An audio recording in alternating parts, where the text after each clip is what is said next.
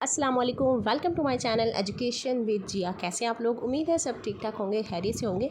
तो आज है जी 13 जून, यानी कि आपके पास कितने दिन रह गए हैं? जस्ट 4 डेज़ हैं और 5th डे आपका टेस्ट है एजुकेशन का। मुझे उम्मीद है कि आप लोग की तैयारी बहुत अच्छी जा रही होगी और अब आप रिवीजन कर रहे होंगे और मुझे उम्मीद है कि मैंने जो टाइम टेबल आपके साथ शेयर किया था आप उसको भी फॉलो कर रहे होंगे। बहरहाल मज़ीद टाइम वेस्ट किए बगैर मैंने जो है वो काफ़ी लोगों ने मुझसे पूछा कि मैम इंपॉर्टेंट चैप्टर्स बता दें, इंपॉर्टेंट टॉपिक्स, हम कौन सा चैप्टर ज़्यादा इंपॉर्टेंट और कौन सा टॉपिक ज़्यादा इंपॉर्टेंट है। तो मैंने सोचा कि आपके साथ वो चैप्टर और वो इंपॉर्टेंट टॉपिक जो है वो शेयर कर दिए जाएँ ताकि आपका जो ये प्रीशियस टाइम हो वेस्ट ना हो एक्स्ट्रा चीज़ें करके। तो मैं वो चैप्टर और वो टॉपिक्स आपके साथ शेयर करूँगी जो मैंने प्रिपेयर किए थे और जो मुझे लगता है कि वो बहुत ज़्यादा इंपॉर्टेंट है और वो आपको करने चाहिए। और कुछ टॉपिक्स ऐसे हैं कुछ चैप्टर्स के जो आप स्किप करें तो भी आपका टेस्ट पास हो सकता है। ठीक है, तो let's see one by one हम चैप्टर्स को देखेंगे कि वो कौन से चैप्टर हैं जो आपने करने हैं और कौन कौन से टॉपिक आपने करने हैं। ठीक हो गया, तो चलते हैं सबसे पहले first chapter introduction to education. ये आपने कहाँ से करना है? ये आपको क्रक्स और क्वालिफाई एमएड से नहीं मिलेगा, ये आपको क्वालिफाई बीएड से मिलेगा। बहुत अच्छा लिखा हुआ है, आप क्वालिफाई बीएड से सब्जेक्टिव इसको रीड आउट कर सकते हैं।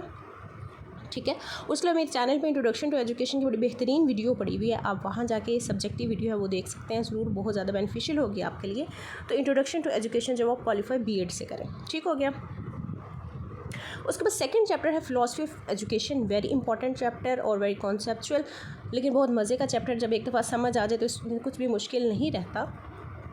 ये आपने करना है qualify MEd plus crux plus persona.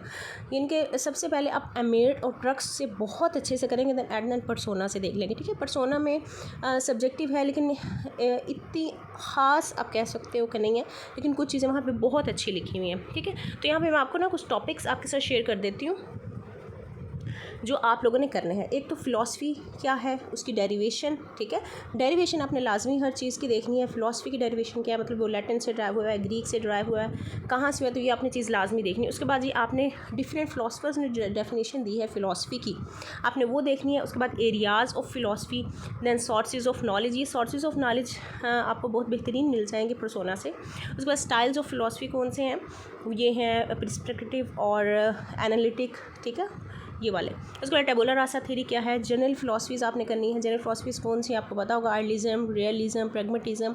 ठीक है, ये वाली सारी जनरल फिलासफी। उसके अलावा एजुकेशनल फिलासफीज़ आपने करनी है। एजुकेशनल फिलासफीज़ कौन सी है, पेरिनिज्म है, प्रोग्रेसिविज्म है, रिकन्स्ट्रक्टिविज्म है, एसेंशियलिज्म। ठीक हो गया, तो इनके एक तो आपको एक्सपोनेंट नेम, ठीक है, कौन सी फ़िलासफ़ी किसने दी, और मेन आइडिया यानी कि किस चीज़ पे बिलीव करते हैं। जैसे एजुकेशनल फ़िलासफ़ी में पेरिनिज्म की फ़िलासफ़ी है तो वो परमानेंसी पे बिलीव करते हैं, प्रोग्रेसिविज्म वाले डेमोक्रेसी पे बिलीव करते हैं, रिकन्स्ट्रक्टिविज्म वाले सोसाइटी चेंज में सोशल रिफॉर्म्स पे बिलीव करते हैं।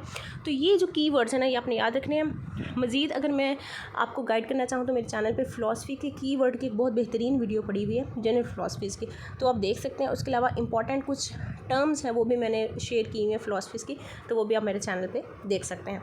उसके बाद नेक्स्ट चलते हैं जी, third chapter curriculum development. It is very important too. ठीक है, ये भी आपने क्वालिफाई एमएड प्लस क्रक्स और परसोना से आपने एक दफ़ा लाजमी देख लेना है।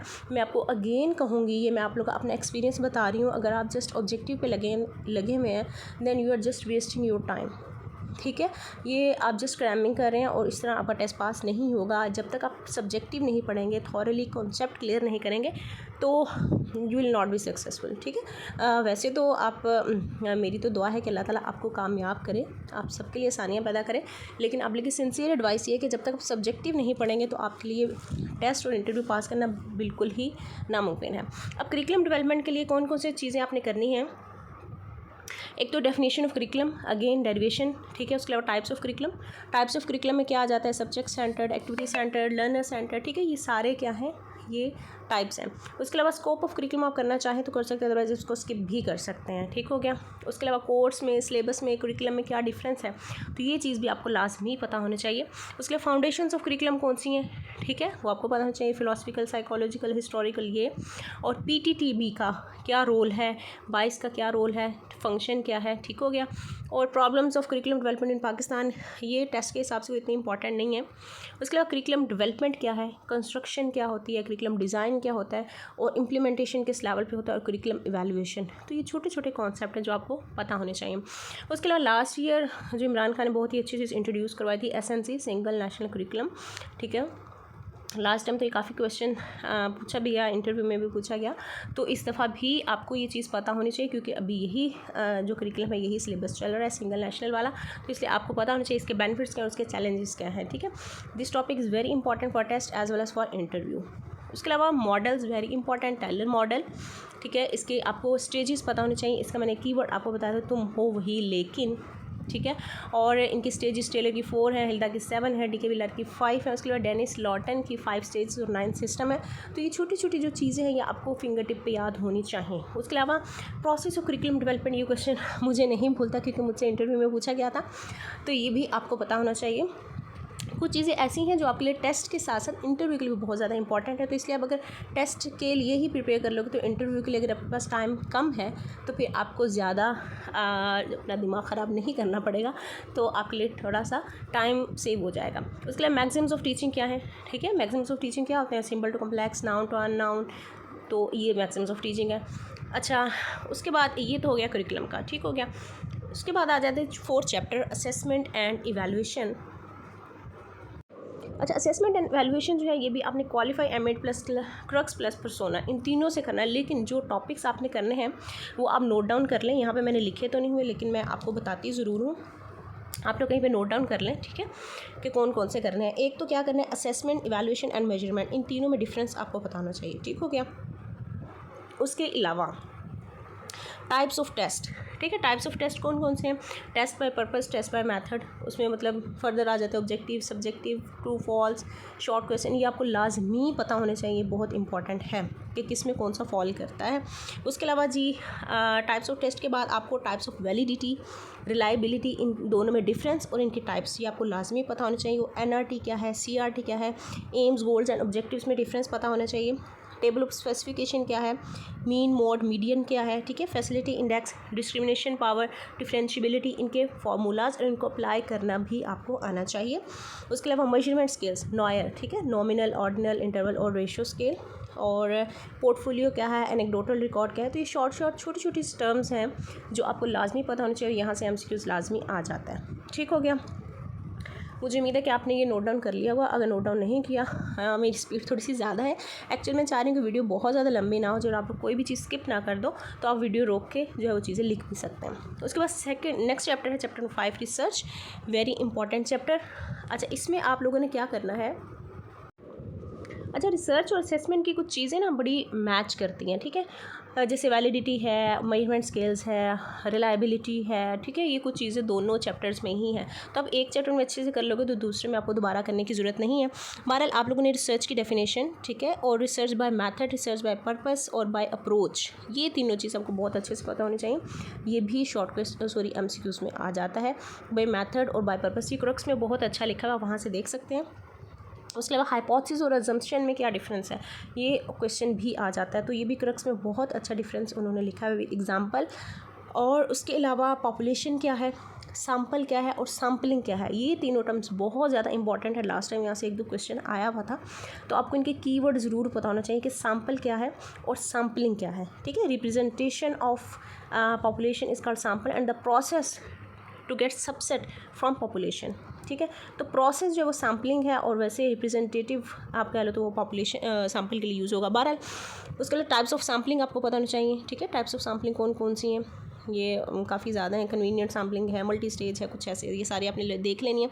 उसके बाद अगेन टाइप्स ऑफ टेस्ट आ जाते हैं जो आपने असेसमेंट में भी करने हैं, यहाँ कर लें, असेसमेंट में कर लें, एक ही चीज़ है। टाइप्स ऑफ टेस्ट में कौन कौन सी चीज़ आ जाती है, अचीवमेंट टेस्ट है, इंटेलिजेंस टेस्ट है, एप्टीट्यूड टेस्ट है, परफॉर्मेंस टेस्ट है। ठीक है, तो ये इनमें थोड़ा सा आपको डिफरेंस पता होना चाहिए। तो ये था जी रिसर्च का। आप लोगों ने ये टॉपिक लिख लेने हैं जो आप लोगों ने इन तीनों बुक से एक दफ़ा लाजमी देखने हैं। ठीक हो गया। उसके बाद ये नेक्स्ट चैप्टर है leadership, education, leadership and management. ये चैप्टर भी बहुत ज़्यादा इंपॉर्टेंट है।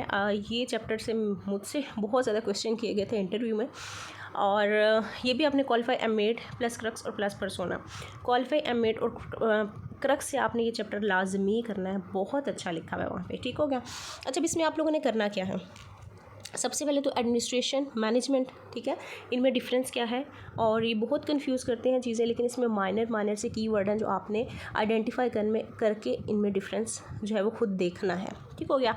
सुपरविजन क्या है, सुपरविजन के टाइप्स कौन कौन सी हैं, करेक्टिव है, क्रिएटिव है, कंस्ट्रक्टिव है, प्रिवेंटिव है, ये सारे टाइप्स हैं सुपरविजन की, तो इसका भी आपको पता होना चाहिए। इंस्पेक्शन क्या है, ठीक हो गया। थेरीज़ ऑफ मैनेजमेंट कौन कौन सी हैं, XYZ थेरी, ठीक हो गया। और मैनेजमेंट स्टाइल्स भी आपने देखने हैं, मैनेजमेंट स्टाइल्स या फिर लीडरशिप स्टाइल्स, ठीक है, ये कौन कौन से ऑटोक्रेटिक है, डेमोक्रेटिक है, लेजिस्फेयर है, ये भी आपको पता होने चाहिए। उसके अलावा लीव रूल्स आपको पता होने चाहिए। कुछ स्पेसिफिक लीव्स हैं, इस पर मेरी एक वीडियो है मेरे चैनल पे, आप देख सकते हैं जाके। उसके अलावा एलिमेंट्स ऑफ एडमिनिस्ट्रेशन जो फॉयल ने दिए थे, और पोस्ट कॉर्ब, ठीक है, ल्यूथर एंड गुलिक ने जो दिए थे 7 मैनेजमेंट फंक्शन, ये भी आपको पता होने चाहिए। और पोस्ट कार्ड में हर जो डिजिट है, हर जो लेटर है वो किस चीज़ को रिप्रेजेंट करता है, ये भी आपको पता होना चाहिए। ठीक हो गया।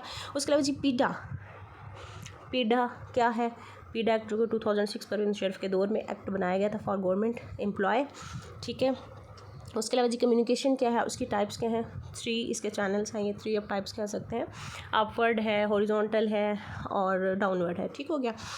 उसके अलावा जी लीडरशिप थेरीज़, ये ग्रेट मैन थेरी है और क्रिस्मेटिक थेरी है, कुछ ऐसे, ठीक है। ये सारी लीडरशिप थेरीज़ आप लोगों ने देख लेनी है। उसके अलावा very important 14 principles of foil, ये आपने लाजमी देख के जाना है, यहाँ से भी 1 नंबर का MCQs लाजमी आ जाता है। ठीक हो गया। और एट द एंड जो है वो स्कूल रिकॉर्ड के जो रजिस्टर्स होते हैं, यहाँ से भी क्वेश्चन आ जाता है कि कौन कौन सा रजिस्टर किस मकसद के लिए इस्तेमाल होता है। ठीक हो गया। तो ये था जी लीडरशिप और मैनेजमेंट में जो जो टॉपिक्स आप लोगों ने करने हैं। उसके बाद चलते हैं जी chapter number 7, educational psychology is very important, very comprehensive and very important and very interesting chapter. ये भी आपने क्वालिफाई M.Ed प्लस क्रक्स में बहुत ही मज़े का ये लिखा हुआ चैप्टर, ठीक है। वहाँ पे आपको मतलब कोई एक्स्ट्रा एक्सप्लेनेशन नहीं दी हुई, तो आप लोग वहाँ से कर सकते हैं और बहुत अच्छे से आपने करना है ये चैप्टर। इसमें से आप लोगों ने करना क्या है, स्कूल्स ऑफ थॉट, ये भी आपको मेरे चैनल पे मिल जाएंगे, ठीक है, स्कूल्स ऑफ साइकोलॉजी या स्कूल्स ऑफ थॉट। उसके बाद पियाजे थेरी आपने बहुत अच्छे से करनी है, बहुत अच्छे से करनी है। एरिक्सन थेरी करनी है आप लोगों ने, वाइगास की थेरी करनी है, कॉलबर्ग थेरी और ब्रूनफन-ब्रनर इकोलॉजी थेरी जिसकी 5 स्टेजेस हैं, फ्रूड थेरीज़ करनी है। उसके अलावा थेरीज़ ऑफ लर्निंग, ठीक है, बिहेवियरल थेरीज़ ऑफ लर्निंग करनी है, ठीक है, जिसमें ऑपरेंट कंडीशनिंग है, क्लासिकल कंडीशनिंग है। तो ये कॉन्सेप्ट हैं थोड़े थोड़े से जो आपको पता होने चाहिए लाजमी। और कॉग्निटिव थेरीज़ ऑफ लर्निंग कौन सी है, जेरेमी ब्रॉनर है, बैंडोरा की है, ठीक है, ऑब्जर्वेशनल लर्निंग है। तो ये बहुत ही मज़े की और इंटरेस्टिंग थेरीज़ है। आप लोगों ने इसमें एक मेन आइडिया आपको पता होना चाहिए कि क्या बताया हुआ है और किसने कौन सी थेरी दी। ठीक हो गया। थेरीज़ ऑफ मोटिवेशन आप करेंगे, मैज़लो थेरी जो बहुत इंपॉर्टेंट है, हायरार्की ऑफ नीड्स जो कि मैज़लो ने दी थी। और थेरीज़ ऑफ इमोशंस करने की ज़रूरत नहीं है, ठीक है, इसको आप स्किप कर सकते हैं, इट इज़ नॉट इम्पॉर्टेंट। ठीक हो गया। तो ये था साइकोलॉजी। उसके बाद जी है हिस्ट्री ऑफ एजुकेशन। अच्छा, हिस्ट्री ऑफ एजुकेशन में आप क्या करेंगे, हाँ, ये भी आपने क्वालिफाई M.Ed प्लस क्रक्स से देख लेना है। अच्छा, हिस्ट्री ऑफ एजुकेशन जो है ना, इसमें आपने फेमस जो मुस्लिम एजुकेशनिस्ट हैं वो आप लोगों ने करने हैं, ठीक है। हज़रत मोहम्मद सल्लल्लाहु अलैहि वसल्लम है, इमाम गज़ाली हैं, इब्न खुल्दून है, सर सैयद अहमद ख़ान है, ज़रनूजी हैं, शाह वली साहब हैं, इब्न सीना, इल्लामा इक़बाल। तो इनकी आपको एक तो इनका life span, date of birth और डेट ऑफ डेथ, और इनके जो एक प्रोमिनेंट जो इनका काम है वो आपको पता होना चाहिए। ठीक हो गया। उसके अलावा इंस्टीट्यूशंस आप लोगों ने देखने हैं कौन कौन से हिस्ट्री ऑफ एजुकेशन में। इंस्टीट्यूशन में दारुल उलूम है, अलीगढ़ है, अंजुमन हमात इस्लाम है, नदवतुल उलमा है, अलीगढ़ है, जामिया मिल्लिया इस्लामिया है। ये कब बने और इनके फाउंडर कौन है, इनके हेड कौन है और इन सब का काम क्या था। ठीक हो गया। उसके अलावा पता चाहिए कौन सा स्टूडेंट, फॉर एग्जांपल प्लेटो है, वो किसके स्टूडेंट थे, किसके टीचर थे, सोक्रेट किसके स्टूडेंट थे, किसके टीचर थे, तो ये भी आपको पता होना चाहिए। फेमस वेस्टर्न एजुकेशनिस्ट, ये भी आपको पता होना चाहिए, फ्रॉबल, मारिया मॉन्टेस्क्यू, जॉन डेवे, पेस्टलेजी, रॉसो, हॉरिकमैन और हेलन पेट्रोस, इनका क्या काम था। और लाइफ स्पैन भी देख लें तो अच्छी बात है, कहाँ से बिलोंग करते हैं, तो इनका प्रोमिनेंट वर्क क्या था। ब्रिटिश हिस्ट्री में आ जाएं, हिस्ट्री थोड़ा सा वास्ट चैप्टर है लेकिन इंपॉर्टेंट है, इसका ज़्यादातर ताल्लुक आपका मेमोराइजेशन से है, क्रैमिंग से है, ये कॉन्सेप्चुअल चीज़ें इसमें नहीं है। ठीक है। तो चार्टर एक्ट है, इसमें बेंटिक रेजोल्यूशन है, वुड्स डिस्पैच है, सर्जन रिपोर्ट है और हंटर कमीशन। ठीक हो गया। ये हिस्ट्री ऑफ एजुकेशन में जो इंपॉर्टेंट चीज़ें आप लोगों ने देखनी है। चैप्टर 9 है जी कंप्यूटर। अच्छा, कंप्यूटर जो है ना, इसको आप क्रक्स से देख लें, ठीक है, क्रक्स के इसके में MCQs देख लें। उसके अलावा इसका सब्जेक्टिव क्रक्स पे बहुत अच्छा लिखा हुआ है, तो वहाँ से आप एक दफ़ा जो है वो रीड आउट कर सकते हैं, ठीक है, क्योंकि यहाँ से भी क्वेश्चन आ जाता होता है, लाजमी आता है, 2-3 MCQs आ जाते हैं कभी कभार, लेकिन 1-2 लाजमी आता है। तो इसलिए 1-2 नंबर भी जो है वो बहुत ज़्यादा इंपॉर्टेंट है। 1-2 नंबर तो बहुत ही क्या पॉइंट में मेरिट ऊपर नीचे जाता है, ठीक हो गया। अब नेक्स्ट है जी इंस्ट्रक्शनल टेक्नोलॉजी। इंस्ट्रक्शनल टेक्नोलॉजी आप चाहें तो सब्जेक्टिव क्वालिफाई एमएड से कर सकते हैं, ठीक है। अगर नहीं दिल तो फिर आप इसकी जो ऑब्जेक्टिव है क्वालिफाई एमएड बहुत बेहतरीन लिखी हुई है, आप वहाँ से पढ़ लें, ठीक है। लेकिन मैं रिकमेंड करूँगी, अगर मैं अपना बताऊँ तो मैंने सब्जेक्टिव की थी, क्योंकि अब जब तक सब्जेक्टिव नहीं करते तो ऑब्जेक्टिव आपके लिए सॉल्व करना बहुत मुश्किल हो जाता है, ठीक है। तो if you have time then लाजमी आप जब इसका सब्जेक्टिव करें। उसके बाद अच्छे गाइडेंस एंड काउंसलिंग, ये चैप्टर बहुत ही आप कह लो कि बोर सा टॉपिक है, लेकिन इसमें कुछ चीज़ें जो है ना वो मैं आपको स्पेसिफाई कर देती हूँ कि कौन कौन सी आपने करनी है। अच्छा, गाइडेंस एंड काउंसलिंग के ना जो है ये MCQs आप क्रक्स से एक दफ़ा देख लें, ठीक है। जब आप एक दफ़ा देखेंगे ना तो आपको खुद से पता चल जाएगा कि इसमें कौन से MCQs जो है वो इंपॉर्टेंट और कौन से जो स्किप करने के काबिल हैं, ठीक है। तो सब पे दिमाग ख़राब करने की ज़रूरत नहीं है। लेकिन इसमें आपने सब्जेक्टिव जो देखनी है, एक तो वो देखनी है types of guidance by method, ठीक है। जस्ट एक दफ़ा देख लें, इसको रटा शटा लगाने की ज़रूरत नहीं है। और उसके अलावा आप टाइप्स ऑफ काउंसलिंग देखें, ठीक है, बहुत ही इंपॉर्टेंट है। टाइप्स ऑफ काउंसलिंग है डायरेक्टिव काउंसलिंग, जो कि नॉन डायरेक्टिव काउंसलिंग है, इलेक्टिव काउंसलिंग है, ठीक है। इन तीनों को किसने दिया था, ठीक है। लाइक डायरेक्टिव काउंसलिंग को विलियमसन ने दिया, नॉन डायरेक्टिव कॉल रॉजर है, और इलेक्टिव काउंसलिंग बॉर्डिन ने दी थी। और इनमें मेन डिफरेंस क्या है, ठीक है, यहाँ से भी क्वेश्चन आ जाता है। और उसके अलावा आप एक नज़र देख सकते हैं, काउंसलिंग की डेफिनेशन आपको लाजमी पता होनी चाहिए, गाइडेंस की आपको डेफिनेशन लाजमी पता होनी चाहिए। उसका इफेक्टिव लिसनिंग के लिए कौन कौन सी चीज़ें ज़रूरी हैं, ठीक है। ये मैंने सब्जेक्टिव आप लोग को बता रही हूँ। रिस्पॉन्सिबिलिटीज़ ऑफ ए काउंसलर क्या है, रूल्स ऑफ स्कूल काउंसलर क्या है, टाइप्स ऑफ क्लाइंट्स, ठीक है, टेस्ट यूज्ड फॉर काउंसलिंग। तो ये जस्ट आप लोगों ने एक नज़र ये चीज़ें देख लेनी है, ताकि अगर पेपर में आ भी जाए ना तो आपको परेशानी ना हो। और वैसे इतनी डिटेल में काउंसलिंग ये गाइडेंस से आता नहीं है, लेकिन जो चीज़ मैंने आपको बताई एक दफ़ा ज़रूर देखिएगा, ठीक हो गया। उसके अलावा जी कैरियर काउंसलिंग क्या है, इसको आप देख सकते हैं। उसके अलावा अगर आप जाएँ तो एक बुलिंग का कॉन्सेप्ट है, और सिस्टमैटिक डिसेंसिटेशन, ये आप एक दफ़ा देख सकते हैं। तो ये एंड पे इस चैप्टर के जाए ना तो गाइडेंस एंड काउंसलिंग में डिफरेंस है, बहुत अच्छा दिया हुआ है, तो वो आप एक दफ़ा लाजमी देखिएगा अच्छे से, ठीक है। ये इंपॉर्टेंट है। गाइडेंस एंड काउंसलिंग का जो इस चैप्टर के एंड पे क्रक्स पे जो वो डिफरेंस दिया हुआ है ना, वो बहुत इंपॉर्टेंट है, वो आपने लाजमी देखना है। और उसके अलावा एक चीज़ बहुत ज़्यादा इंपॉर्टेंट जो मैं स्किप कर गई, वो है एजुकेशनल पॉलिसीज़। ये मेरे चैनल पे भी मौजूद है, 1947 कॉन्फ्रेंस से लेके 1998 तक, ठीक है। ये तमाम पॉलिसीज़ मेरे चैनल पे मौजूद हैं। अगर आप खुद से करना चाहें तो भी आप क्रक्स से कर सकते हैं, क्रक्स ऑफ एजुकेशन की बुक से कर सकते हैं, ठीक है। लेकिन ये पॉलिसीज़ ऐसी हैं कि ये भूल भी जाती हैं, लेकिन ये इंपॉर्टेंट बहुत है। यहाँ से भी 1-2 नंबर का क्वेश्चन लाजमी आता है, ठीक हो गया। तो ये तो थी एजुकेशन के इम्पॉर्टेंट टॉपिक्स और एजुकेशन के इम्पॉर्टेंट चैप्टर्स। जो चीज़ें इंपॉर्टेंट थी वो मैंने आपको टॉपिक वाइज बता दी हैं। तो ये आप कोशिश कीजिएगा कि ये लाजमी करके जाएं, देख के जाएं अच्छे से। ये सब करने के बाद आई विल रिकमेंड कि आप जनरल नॉलेज की तरफ जाएं, ठीक है। और अगर आप डेली बेसिस पे कर रहे हैं according to my time table then it is very good. और अगर नहीं कर पा रहे तो भी कोई मसला नहीं है, क्योंकि एजुकेशन का पेपर जो है वो 80 मार्क्स का है, और अगर आप 70 मार्क्स का पेपर भी डन कराते हो तो it is excellent and well done, ठीक हो गया। और जीके के लिए मैं आपको अगर बताऊं तो जीके की कुछ चीज़ें ऐसी हैं जो लाजमी आती हैं, लाइक मैथ्स के क्वेश्चन है ना, तो उसके सीरीज़ क्वेश्चन वो देते होते हैं हर दफ़ा 1 या 2 नंबर का, ठीक है। सीरीज़ क्वेश्चन क्या है, मतलब अगर कोई नंबर है तो उसको किसी के साथ मल्टीप्लाई करके उसमें 2-3 ऐड कर दिया तो अगला नंबर बन गया, कुछ इस तरह के क्वेश्चन मैथ्स के आते हैं।